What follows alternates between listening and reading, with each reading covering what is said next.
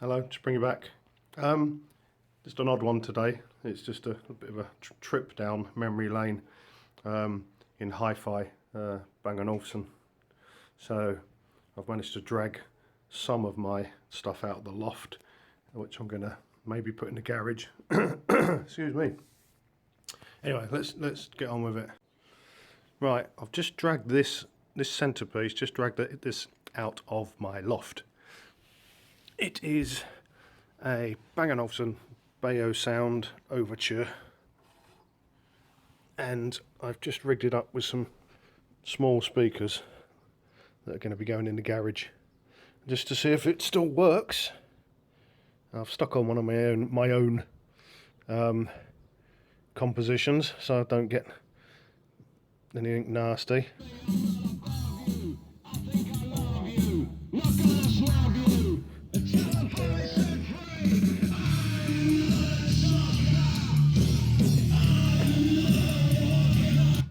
Anyway, I was just checking that worked.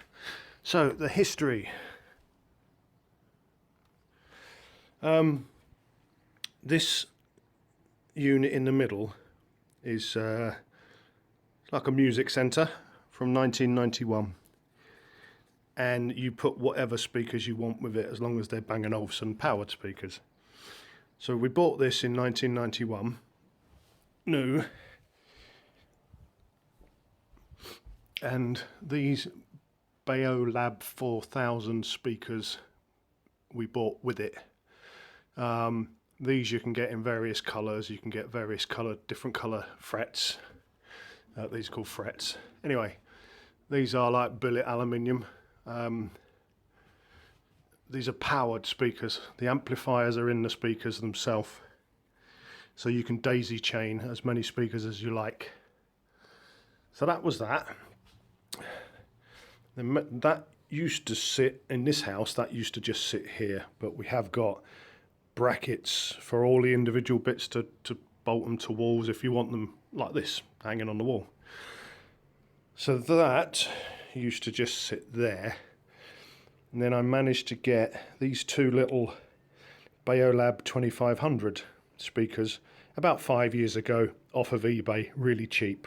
Stuff for this now, all of this stuff is dirt cheap, because it's, unlike 30 years ago, it's not the height of technology, expensive stuff. I mean, that's got a bloody tape cassette deck in it, and this has got 6 CDs, so that's obviously how old-fashioned it is now. So I managed to get these two. Didn't pay a lot for these, just an eBay jobby, and they sat with that on there. And then we had these two 4000s hooked up as well to spread the sound around the place. And then a bit later on, 3 years ago, on one of Tracy's special birthdays, I managed to find this in a Bang & Olufsen specialist in Brighton or Portsmouth or somewhere like that, and it was refurbished and had 18-month guarantee. Tracy had always wanted one of these. In fact, she wanted one of these, but we couldn't afford one of these in 1991, so we bought one of those. It was all bloody expensive, but obviously 20, 30 years later, it's all cheap as chips now. So 3 years ago, I bought this refurbished with a 2-year guarantee on it, and Tracy's happy as a happy thing. I haven't actually learned how to use the thing.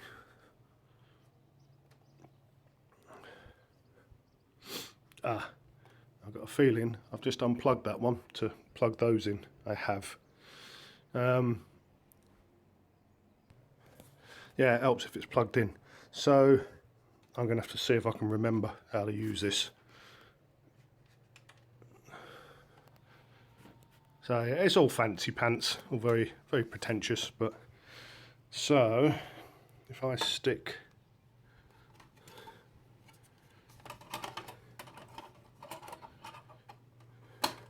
yeah, as you can tell, I haven't used this thing hardly ever.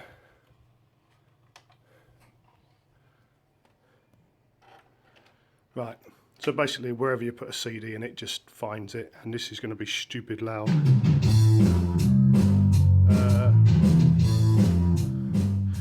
Oops. that was set up for the TV, which requires a lot more input.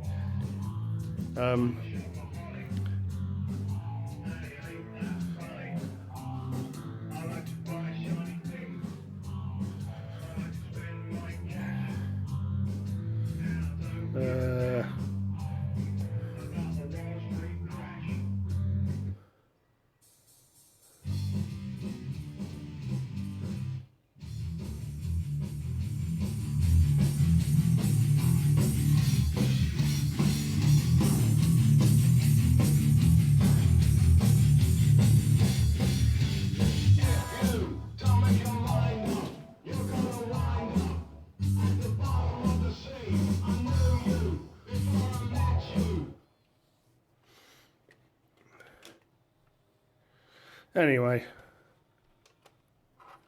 yes, I have no idea how this works. I've hardly ever touched this since I bought it. I mainly use it just for put it on aux. I've got the TV running into it, so that then I've got the 4 speakers around the TV. Right, so anyway, that thing works, so it's going to go in the garage. Yeah, anyway, so later, after we found this down in Brighton or Portsmouth, I managed to find these 2 Beolab 6000 speakers. Another thing we always wanted at the time, in the 1991, but couldn't afford them. So I managed to pick these up for, these were actually in like a pawn shop, cash converter type shop online on eBay. And they were silly cheap. So all these were thousands and thousands of pounds when they were new, but I picked them up for a couple of £100. So there you go. For some reason I've just shown you all that rubbish. Anyway, this I think is going to go in the garage. Unfortunately, as I was setting it up, I managed to snap off one of the aerial. I think it's an FM aerial. So that's a little project for me to fix. Actually, it doesn't look snapped. It looks like there might be a clip or something on it. So yeah, something for me to sort out later. The aerial still works though. Yeah, the reason I was struggling to actually make this function is because normally I do everything on this remote. Now I've only got one remote because I bought the remote with this. But when I bought that, I forgot. Actually, the guy said, "Do you want me to send you a remote?" And I said, "No, it's all right. I've got a remote. I'm not going to use this unit." So now in the garage, this is going to have to be, I'm going to have to learn how to actually press the things. In the loft, I've got loads of this stuff. It's just over the years, every time I move house, I've moved house 17 times. Yeah, long story. I've different length cables, connectors, splitters, auxiliary input stuff, power. Everything needs a power lead. All the speakers need a power cable, so I've gathered lots of stuff. I've also got, let me turn you around. Yeah, about a couple of years ago, I went to there's a Bang & Olufsen dealer about 50 miles away, up in Yorkshire. And I walked in, I didn't know what any of the stuff was. It's all fancy, it's all Bluetooth and MP4, and there's no actual physical things, it's just speakers, and you do it all from your phone. So I didn't understand any of that. And I'd gone in because I needed one of my speakers fixing. There was a little dry solder on it or something. So I took them over there. He got them fixed for me and sent them back. While I was there, there was some stuff from my era, from the 90s, and there was a big sound bar, Master Link sound bar system. You link it to one of the other units, and you could control various units from other rooms and all this sort of stuff. So I'm looking at some of this real old vintage stuff from my era, and he's come over. I'm like, "Oh, you got a 3500, which the sound bar was a Master Link 3500 or whatever it's called. Oh yeah, he says, yeah, it's just we have it in this museum bit, which made me feel really old. It's like, yeah, when we go out and rip out all the old crap, which is the stuff I have, we install all the new stuff, like in hotels and pubs and things. He said, oh yeah, we just sling this old stuff on display as like a bit of a historical thing, like the vintage car museum bit. So I'm like, oh right, I always wanted one of those 3500 sound bars, but could never afford it, way too expensive. He went, oh, well it works, it's been checked. It needs a master link cable, which is a special, you know, fancy cable with 20 different pins. He went, oh, I've got one somewhere, I'll find you one of them. And anyway, he sold it to me for 100 quid, which is like ridiculous money. Because to him, it's just old rubbish that they're probably just throwing the skip. So yeah, anyway, the loft is full of all sorts of bits of old Bang & Olufsen stuff that I've collected. Like I say, back in the day, it used to be really pretentious, flash, poncy, you know, expensive stuff. Now it's not worth anything to anyone, and I can pick up bits like the aerial I've just broke. I can pick one of them up for a £5. They used to be like £100 when you bought the unit, but stupid prices. So yeah, I'll get this set up in the garage, give it a clean. Bit disappointed because I wrapped it all up in polythene, put it in a box in some blankets, in a cardboard box in the loft, and it's still come out all dusty. So anyway, I need to clean it up. Yeah, let's get it in the garage if there's room on my new shelves. Yeah, when I bought the 6 CD one, the one we've got on the wall now, Tracy's favourite, he sent me a little box that goes in the aux socket, and it's a Bluetooth receiver. And he said, "Oh, I'll chuck one of those in for you." I'd have rather, on reflection, I'd have rather have had another remote control. And I said, don't send me that, because I won't use it. I don't use Bluetooth. I don't do all that. That's why I'm buying a unit with CDs. You know, a CD player. I've got like 3,000 CDs. So I've got a CD player in all the cars. I have a CD players at home. I don't do the MP3 Bluetooth thing, which is strange because although I'm allergic to technology, when it comes to recording music, I've got a dedicated laptop for that, which runs, it's either Windows 98 or XP, and the program I use to engineer and produce is from 2000. It's Cool Edit 2000, which Sam taught me how to use, and because I before that I couldn't even start a computer. So yeah, I can do all the digital stuff on a laptop if it's music, but when it comes to actually, like, I have nothing in my phone. I don't have any music files or anything in my phone. So anyway, that's just me being weird. Right, I'm just looking, and this is, I didn't really think about having this unit in the garage when I built the shelves yesterday, because I was just going to get myself a little ghetto blaster just for a little bit of background music. But then Tracy said, well, why don't you use the old Bang & Olufsen stuff that's been sat in the loft for 3 years that's never ever going to get used, and it will just end up broken. It's not worth any money now. So you know what, I will, even with these tiny little speakers. It sounds good. And the other thing is, I was thinking, oh well, I'll have to have a constant power supply to it so it remembers all its settings. Well, I guess it doesn't, because when I plugged it in, it's remembered all its settings from 3 years ago. So there you go, that's a win-win. These frets or covers, which you can get in all different colours, you can get it from, or you can buy the material to recover them in any colour you like, or to repair them.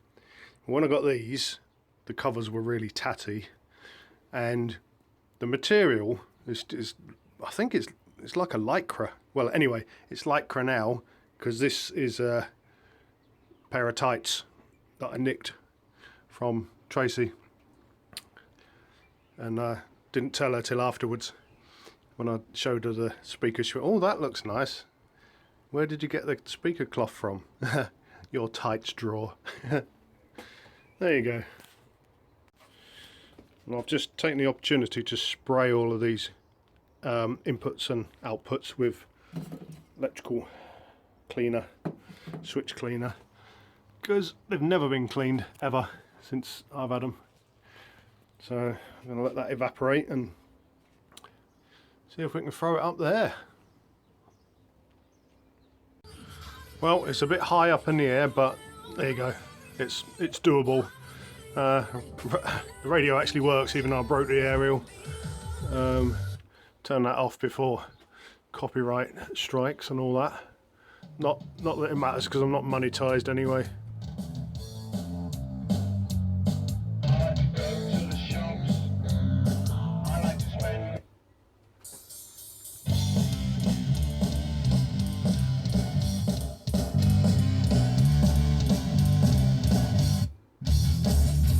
Can't actually, it's too high up, I can't actually see the display.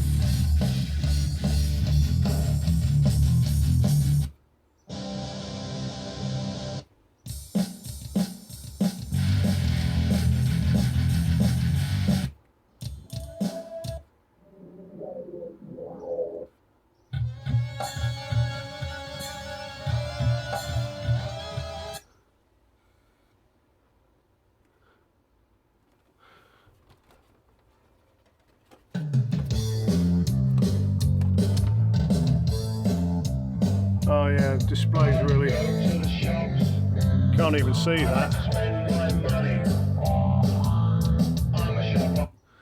Yeah, can't actually see the display. It's a little green display on this side.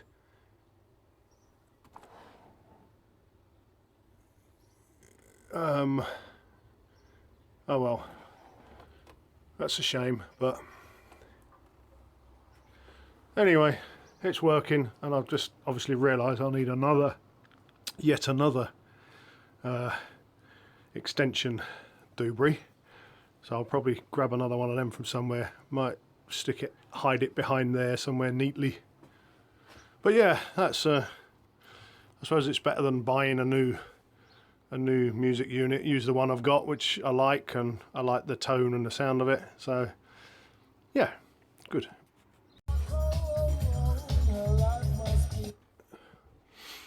Right, luckily I had a spare thingy I didn't know I had, so I've run that on its own separate cable till I get all these electrics sorted.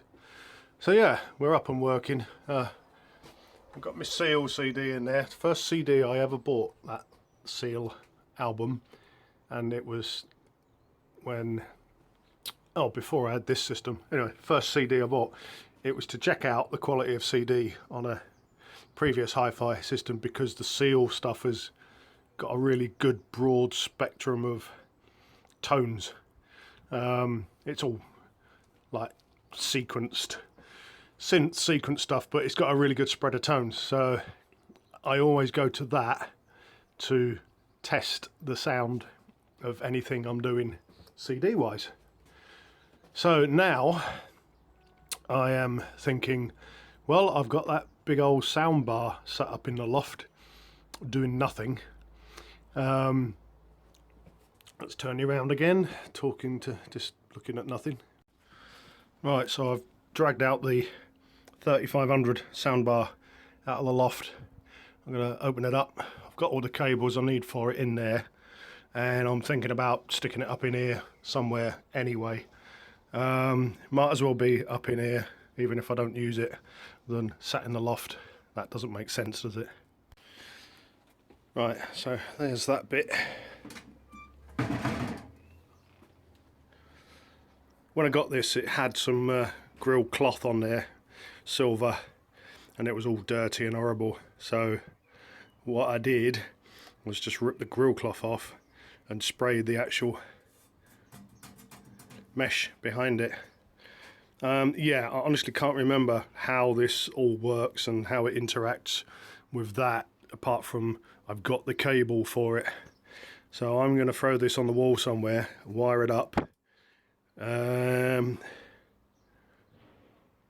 see. I've got a funny feeling this needs a remote control to work it, and we'll find out. If so, I'll have to get another remote control, which then brings on its own issues because certain models have different remotes. Oh well, let's get it fired up and see what I might. Yeah, it's probably wise for me to just fire it up as it is, sat there, rather than mount it wherever I'm going to mount it and then realise I can't work it. I need to take all this bracketry off to actually get to there's a power, the master link, and a speaker master link. They all have to be plugged in on this one. So I need to take this all off. This is also billet aluminium. This thing must weigh 20 kilos on its own. It's crazy. No wonder they charge so much for the things. Nowadays that'd just be plastic. Right, I've got the 3 bits plugged in to the main unit. I had to use the speaker type signal. I had to use a splitter, one of these. It just splits the signals 2 ways, but luckily it carries the left and right signal in each cable, so because these little speakers don't have the daisy chain facility on them. Anyway, so I need to put some power in that and see if it even lights up or what happens. It's a long time since I've used this. Right, well, I've turned it on and it's instantly gone to radio, so it must be making that play the radio. I think I need the remote control so I need this to be on whatever that's doing. Mind you, that one's not turned on at the moment, so let's see. So if I put that on CD, will this go to CD? Yes, it does. Oh, the sound comes out. Right, so that is telling it what to do. Alright, let's just stop that for copyright. Oh, excellent. Now, let's see if the volume actually works on it. If that volume control works that. I don't think it did. I think you had to do it separate, but I could be surprised again.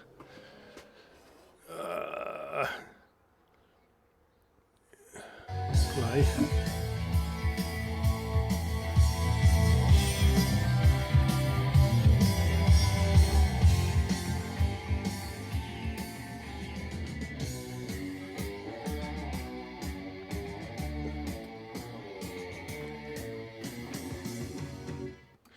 No, the volume. Oh, I'll have to set the clock. No, the volume didn't go up and down with this automatically. I thought it did. I thought it. Or actually, what I think you do is you have to point the remote at this, and this volume will go up and down, and then that will go up and down, because this is like a separate controller, as if this is in a different room. So if I get the remote out and set the volume on this, I wonder if it'll remember the volume I set it at. So each time it comes on, it just comes on at that volume. It's all fun. Yeah, it's a bit odd. This, if you turn it up and down with the remote, and you can't do it manually, it's got to be with a remote, it'll turn this unit up and down. But if you turn this unit up and down with a remote, it doesn't change the volume of this. So I've set the volume on this at 40 and that at 40. And we'll see if it remembers that when it gets turned off. But for now, it works. I've also got to try and remember how you set up the EQ. obviously it's got to be done on the remote, but the EQ on this is set up separately from that. That one's easy because it's got a setup button, and it'll be in the menu on this somewhere. I'll have a look, I'll have a play with it. Okay, so I can't actually figure out, without the instructions which I've got downloaded, I can't figure out how to set up the menu on this. So it's got the menu, but I don't know which buttons to press.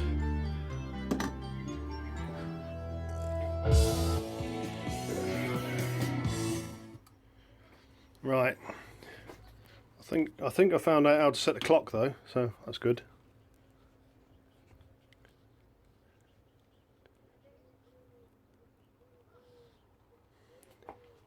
I think I'm setting the clock. Oh no, this might be a timer. Yeah, I definitely need to look at the instructions.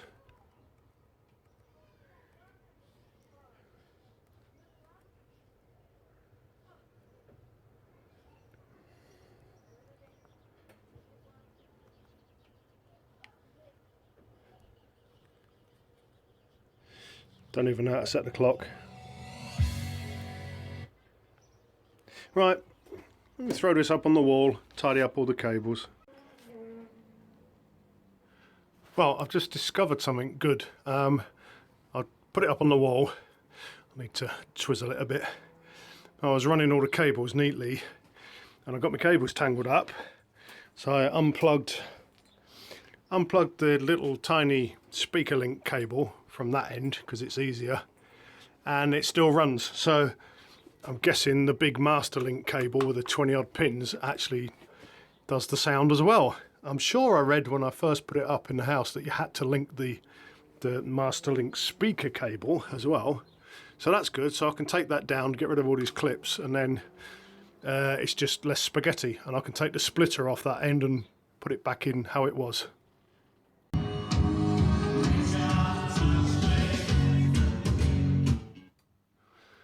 It appears to be working. So yes, I've just received a CD number 3001. Bit of Depeche Mode. Yes, I am into Depeche Mode as well as all the punk stuff and all the metal stuff and everything else. Right, so that's it. I'm gonna have to download instructions for this unit again. I sort of got the hang of it. I still don't know how to get into the menu, set the clock, and set up the bass, middle and treble and stuff. Sorry, bass and treble, no middle. I thought I had it downloaded, but I obviously killed that somewhere. Right, well, if you're still with me, well done. You're obviously interested in ancient hi-fi, or you've just a bit sadistic. Hopefully this is not too stupidly long. Again, me waffling, repeating myself. Yeah. So I'm all set up, I'm all done. Gear that was in the loft is now in here for me to use. I normally have a music set up in here for editing my my music when I record it. I normally edit it in here and then I burn it on a CD and go and listen to it in the car, van. Because that's the way they do it at all the big massive multi-million-pound studios. They mix it all with billions of pounds worth of fancy gear. They stick it on a CD, go and listen to it in their car, because for me, likes of me, I normally listen to music in my car all the time, and if it sounds good in there, then it sounds as good as the other stuff that I listen to, the professional stuff. Not that my stuff ever sounds like the professional stuff, but you know what I mean. There you go, that's it, that's enough. I'm going to try and stitch this all together, and then I'm going to download some instructions for this bit and figure out over the next couple of weeks how to work it properly.